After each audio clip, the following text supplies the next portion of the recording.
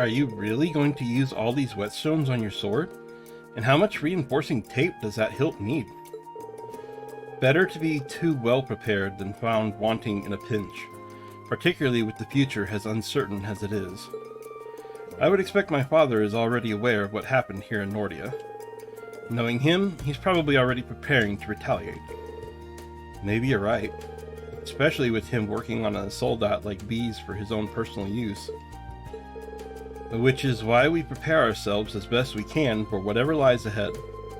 Speaking of, I still have a number of other things to buy, including a book that the war managed to delay. Come, we're going to the general store. Okay, sure. We're starting to pick up a lot, though. Think we're going to be able to carry all of this back to the ship? Ha! We aren't doing anything. You are. What? 30 and take these to the counter. We don't have all day.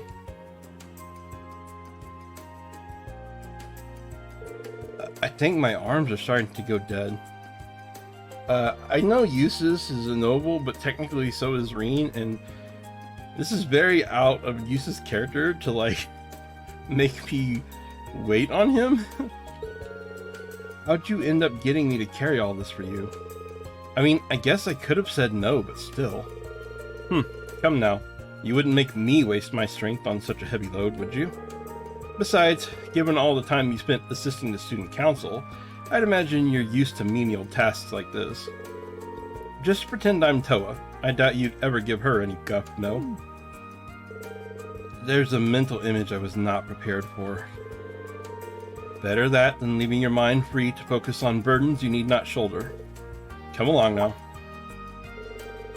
Wait, is he trying to keeping my mind busy so I don't have time to think about what happened yesterday?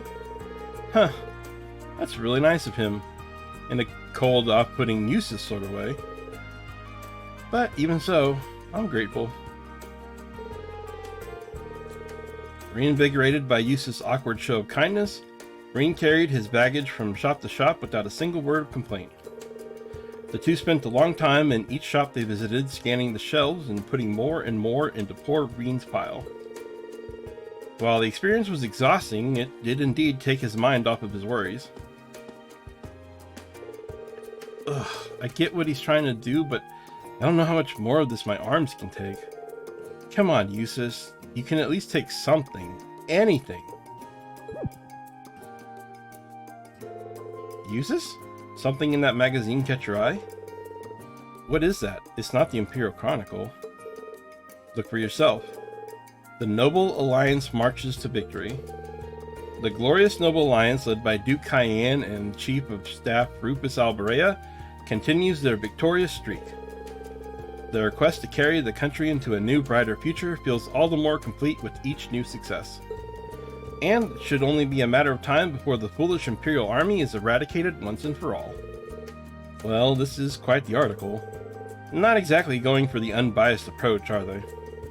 Of course not. I imagine the writers are just as much under the Alliance's thumb as those at the Imperial Chronicle. They're trying to manipulate public perception of the Alliance in preparation for their rule after the war is won. Both Duke Cayenne and my brother are thinking of not only how to win the war, but how to control Erebonia afterwards. That's how far ahead they're able to think. Sorry, Eustace, this must be hard on you. Still, that doesn't mean we're going to lose out by not doing the same. Instead of focusing on the way things might be, we should focus on the here and now, what we can do to change things. If we do, I'm sure the future we want will fall into place, wouldn't you agree? Well, I wouldn't disagree. So, what if they're thinking 3 moves ahead? That all falls apart if we do something to shake up their plans. And that's just what we'll do. We'll get to the future we want. Huh. To think you're capable of such positivity so soon. But I suppose you still have much more of a capacity for it than I do. I want you back to your usual self as soon as possible, Rean. We won't be able to secure this future of ours otherwise. I'll see what I can do.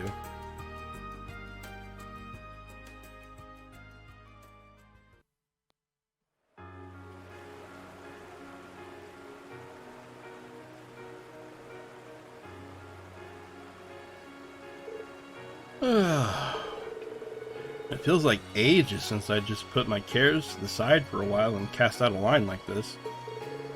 Yeah, ever since the war started, we've had no shortage of things to be worried about. It's probably healthy for us to take the opportunity to unwind every now and then. Yeah, even now I'm feeling all the built-up tension just kinda soften and melt away. Did you fish much back at home? I got in some good rod and reel time, sure. Hardly as much as Gwyn, though. He used to take me out on his boat to fish, especially when he could tell I was feeling down about something. Huh, really? You always seem so composed. I guess I just assumed that nothing ever really got to you like that. Man, that's embarrassing to admit. We've all got our worries. Don't fret about it. Sure, I feel down sometimes, but it always passes in time. Back home, I was always surrounded by people who cared about me. Doing a good job reading on this one. A+. Mom, Dad, my siblings, neighbors in the settlement, whenever I started feeling down, they were there to cheer me up. And I always tried to do what I could to be there for them in the same way. That sounds like a good life. And that's how you became the dependable Gaius we all look up to. Well, I don't know if I'd go that far. Still, I'd like to think that if there's ever anything you need, you'll be able to rely on me. This class would never have come as far as we have if we hadn't supported each other along the way. Hey, you're right about that. I'll make sure to keep it in mind.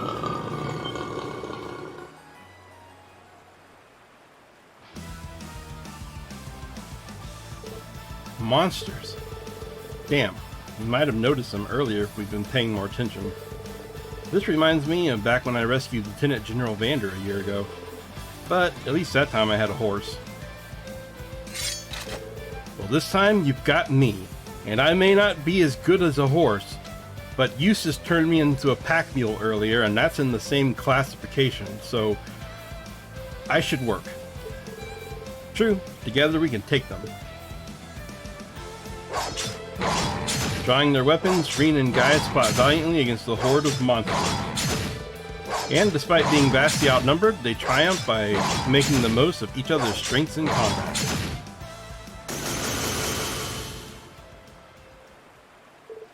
Ugh. Well, I'd say we managed to beat the odds, wouldn't you?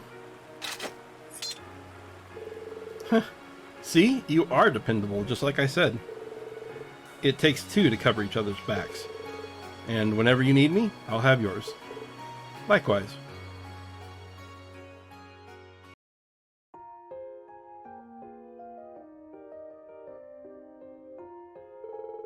Well, I'm glad to see that at least the rooms aren't a complete mess like they were yesterday. Sharon's done a great job cleaning everything up. And it doesn't look like there's anything missing either. Well, that's good news.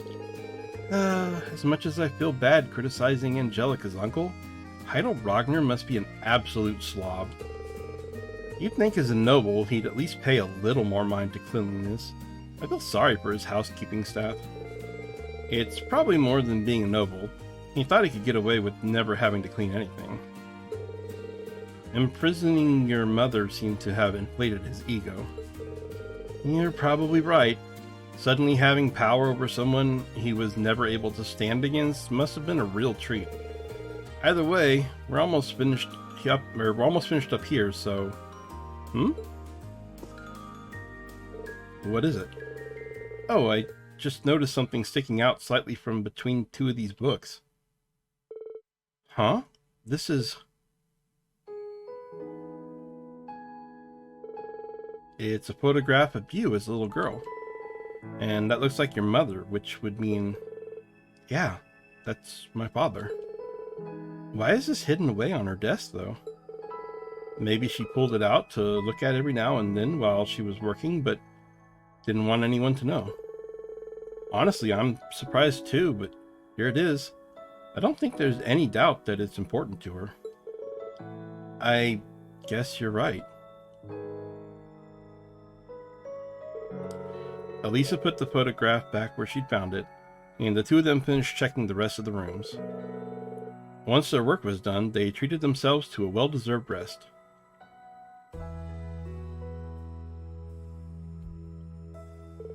Whew, that sure took a while, huh?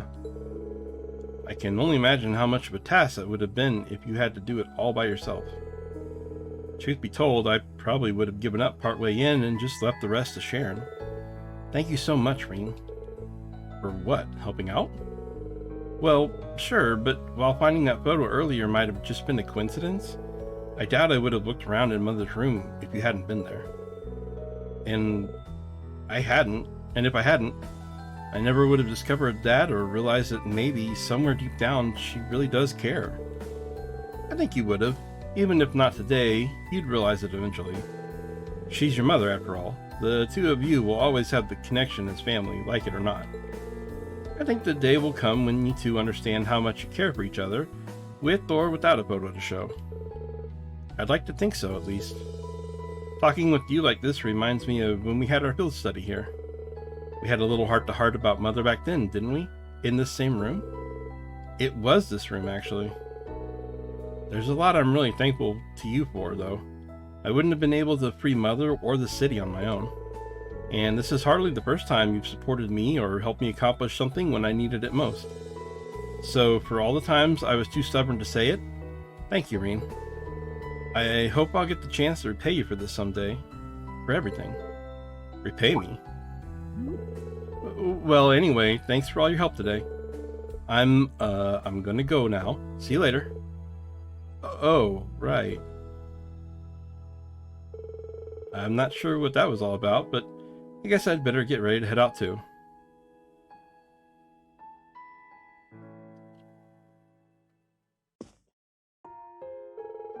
This coffee really has a nice aroma to it. Doesn't it? Sitting back and enjoying a cup of Sharon's coffee engrossed in a book, I think I've found the very definition of bliss. Well, I can see where you're coming from. It never ceases to amaze me how many books there are in here, or even the variety of topics and genres represented. I guess Gwyn has always had a pretty broad range of interests though, so it makes sense that his library would be as diverse. Indeed, but that only makes it more difficult to decide which volume to read next. Although I must admit, I was a little disappointed to find one particular genre unrepresented here. Oh, which one? The titillating tales loved by fair ladies all across the empire. Oh no. It's gonna be boy love books again, isn't it? Oh, it's gonna be boy love books again, isn't it? Stories about the lives and loves of handsome gentlemen. Books that warm the hearts of all who thrill to their prose. Yep. Oh, it's always boy love books. Oh, those books. Yeah, I don't think Gwyn would have those books. I remember you saying those were pretty popular at St. Estrella too, right? The Courageous was lacking in that genre too, until Dorothy came and seeded it with some volumes from her own collection. So, does Elise, have any interest in those kind of books? It's so much more magical to just leave the truth of things to your imagination. We're talking about a realm created by and for pure-hearted maidens, after all. It's not a place where gentlemen should tread lightly. Fair enough. I'm curious, but not that curious. Try to at least regulate your corrupting influence, though. That'd be great. I have to point out how funny it is that they have these conversations about boy love books in the first two games, and there have to be fan stories and fan art someplace on the web where it's like Rean and Crow, or Eustace and Machias, or maybe Rean and Elliot. I mean, they're out there. They have to be. And it just strikes me funny that they have like this conversation about this stuff, like knowing that their audience is doing it. I'm sure they know their audience is doing it. Audience does it to every game and anime out there, and considering when this game came out, this is actually kind of kind of forward progression-y to even be talking about it. It's just funny. It's just a funny thought process that it exists out there. And it's in the game too. It's like kind of meta-ish.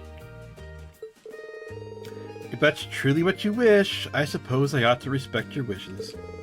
But teasing her is my most cherished pastime, so I'd really prefer to keep at it. I wonder if she realizes her struggles are mainly just for entertainment. Still, teasing or not, I'm glad Elise has at least one close friend she can depend on. Oh, and speaking of entertaining pastimes, I actually learned a delightful little card game called Blade from Sharon yesterday. That's kind of funny because in the first game Sharon was the Blade Master or whatever they called it, and at the fair, like she was the crowning champion or whatever. Perhaps we could play a few rounds together. Yeah, that sounds fun. I accept your challenge. Rean got the cards and began what seemed like it would be a few quick, friendly games of Blade.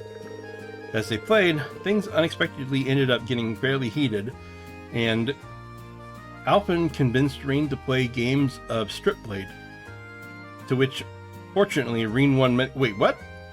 Oh, no, sorry. That was just my imagination. With each of them determined to come out on top while holding nothing back. In the end, the time they spent playing together was as enjoyable as the time they had spent reading.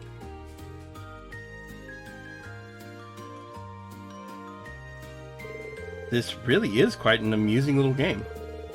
It's nice that even an inexperienced player like me doesn't start out too great of a disadvantage. Yeah, the updated version has a lot more strategy to it though. But, you know, I have a lot of fond memories of this version of the game. I almost can't help but like it.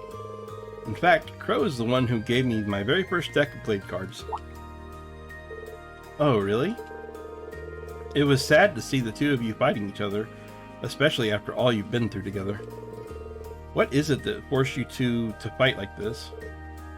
Well, ultimately I think it's a battle of wills, and both of us are just too stubborn to give up and walk away. What do you mean? Rean told Princess Alphen about everything that had happened between him and Crow. As he went on dredging up those memories from what seemed like a lifetime ago, he went through a whole spectrum of emotions. Yet, through it all, she had quietly and considerately listened until he finished telling her all that there was to tell.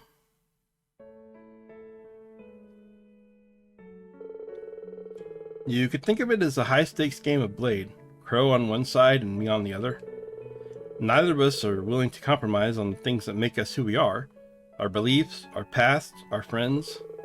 And without compromise, all that's left to us is to meet each other head on and see who comes out on top.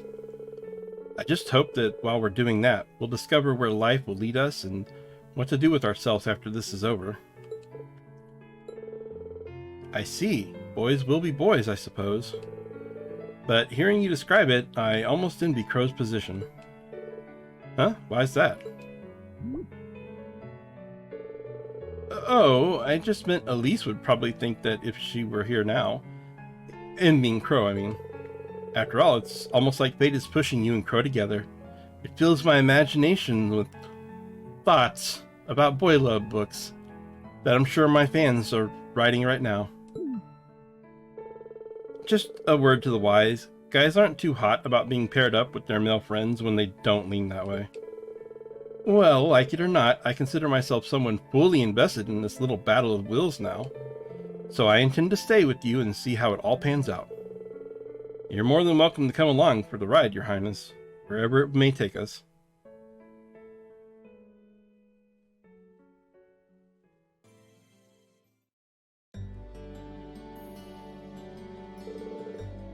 Ah, this really is relaxing.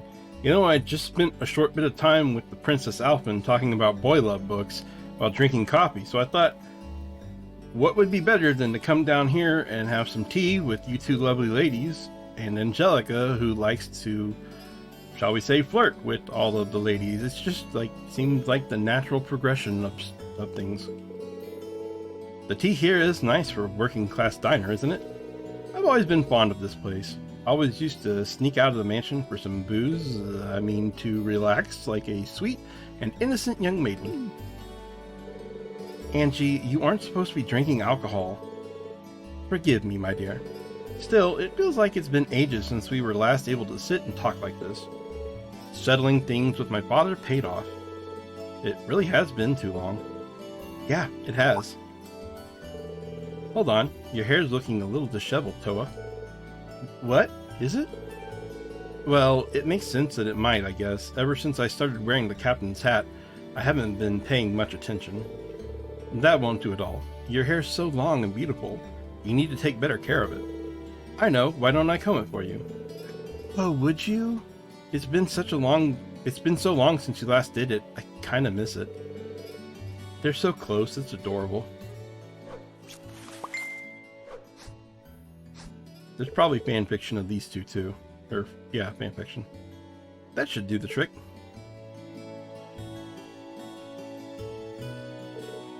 Huh, wow. It's kinda strange seeing you with your hair down, but I gotta admit, it really suits you. You think? She looks surprisingly mature when she has her hair down, doesn't she? Cuteness and maturity, the best of both worlds. She's such a queen. Okay, that's enough, Angie. Can I please have my ribbon back? Nope, not yet. This is my chance to try all kinds of fun things with your hair. I've had a collection of ribbons stored away for the next time I got to play with it like this. Stay right here while I go get them. Hold on a minute. Too late. She is unbelievable. I don't know, Toa. There's no harm in spending time like this together once in a while. When you think about it, these are the kinds of peaceful moments we're fighting to return to. That's true enough.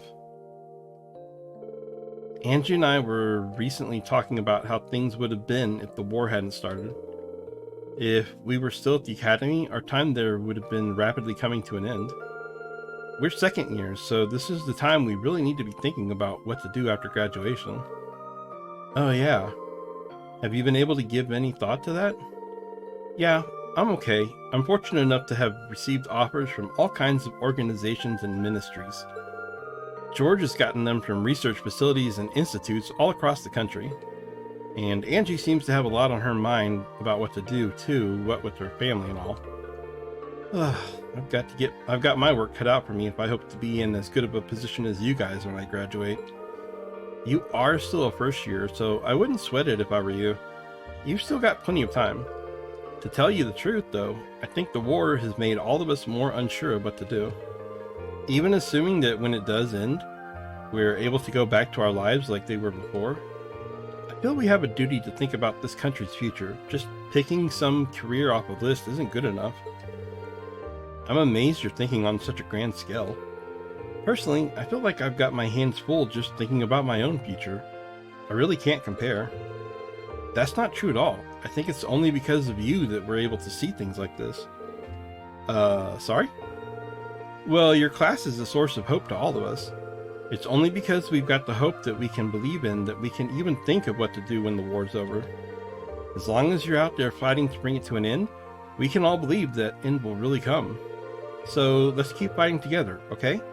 We were able to save Angie. I'm sure we can do anything else we put our minds to. You think so? Huh. What am I even saying? Of course we can. I feel a lot better now, Toa, thanks. Glad I could help. Oh, did I miss something? Oh, you're back. If you wanted to enjoy a date with my little Toa, you should have just asked Rean. You're the only man I'd even think of entrusting her to.